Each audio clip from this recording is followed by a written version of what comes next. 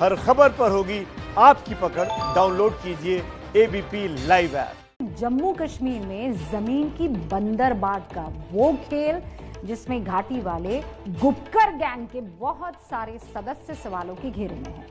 फारूक अब्दुल्ला के साथ साथ इसमें महबूबा मुफ्ती के जम्मू वाले दफ्तर को भी लेकर अब सवाल खड़े हो रहे हैं। आज इन दोनों नेताओं ने अपनी सफाई दी, लेकिन उससे पहले जम्मू की सड़कों पर जो जमकर हंगामा हुआ उसे भी देख लीजिए।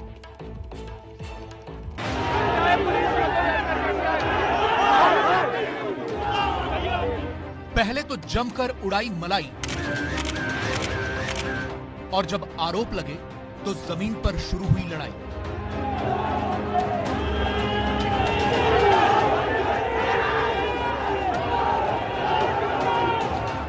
ये तस्वीरें जम्मू की हैं, जहां नेशनल कॉन्फ्रेंस के नेता फारूक अब्दुल्ला के जम्मू वाले घर के बाहर जैसे युद्ध छिड़ा।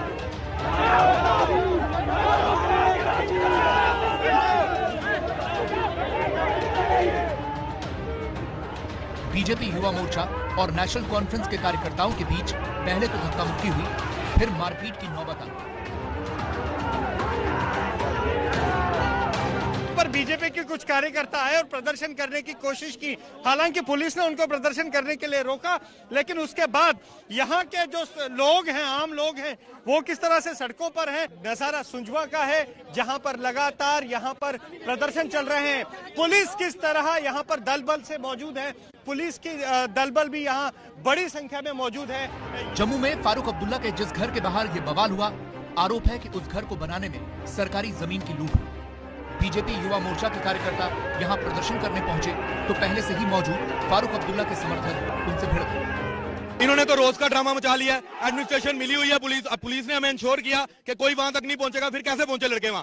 ये तो अच्छी बात है कि हम यहाँ पे प्रोटेक्ट करने के लिए अपने लीडर की प्रॉपर्टी को यहाँ करें। ये हमारा घर है यहाँ पे। अगर वो ऐसा करेंगे तो हम बर्दाश्त नहीं करेंगे। उनके घर के बाहर भी खड़े हो जाएंगे, जाके निकलने नहीं देंगे उनको घर के बाहर। अब डीडीसी इलेक्शन आई है तो इनको याद आ गया 6 साल के लिए। 6 साल पहले कहाँ थे ये? जब ये मकान तब भी तो था, तब भी तो उनका रेजिडेंस था, तब इनको याद नहीं आया। रोशनी के नाम पर जम्मू कश्मीर में जो अंधेरगर्दी हुई, उसमें पहले तो फारूक अब्दुल्ला के सुंजवान वाले घर और दफ्तर को लेकर ही सवाल उठे थे, लेकिन अब गुपकार गैंग में फारूक अब्दुल्ला के साथ शामिल महबूबा मुफ्ती के दफ्तर को लेकर भी सवाल खड़े हो गए हैं। आरोप है कि जम्मू के सुंजवान इलाके में पीडीपी का दफ्तर सरकारी जमीन पर बना है। जम्मू के सुंजवान इलाके में 3 कैनाल जमीन पर कब्जा करके पीडीपी का ऑफिस बना है। सरकारी जमीन पर कब्जा तब हुआ था जब मुफ्ती मोहम्मद सईद कश्मीर के सीएम थे, और सरकारी जमीन की लूट का ये खेल रोशनी कानून की आड़ में हुआ है। जो 25,000 करोड़ का जो घोटाला है, जैसे जैसे नाम बाहर आएंगे, और केवल यही नहीं, सदा ये मांग रही कि यहाँ सीबीआई की जांच होनी चाहिए, और हम तो ये कहेंगे कि और भी जो घोटाले हैं उन पर भी इसी प्रकार निष्पक्ष जांच हो। हालांकि इसे लेकर महबूबा मुफ्ती ने ट्विटर के जरिए सफाई भी दी। उन्होंने लिखा, श्रीनगर और जम्मू में पीडीपी के दफ्तर किराए पर हैं, उनका मालिकाना हक पार्टी के पास नहीं है। उस समय जो भी सत्ता में रहे होंगे, जब ये स्कैम हुआ या इस तरह का आरोप जो आ रहा है, तो उसकी सफाई तो देनी चाहिए।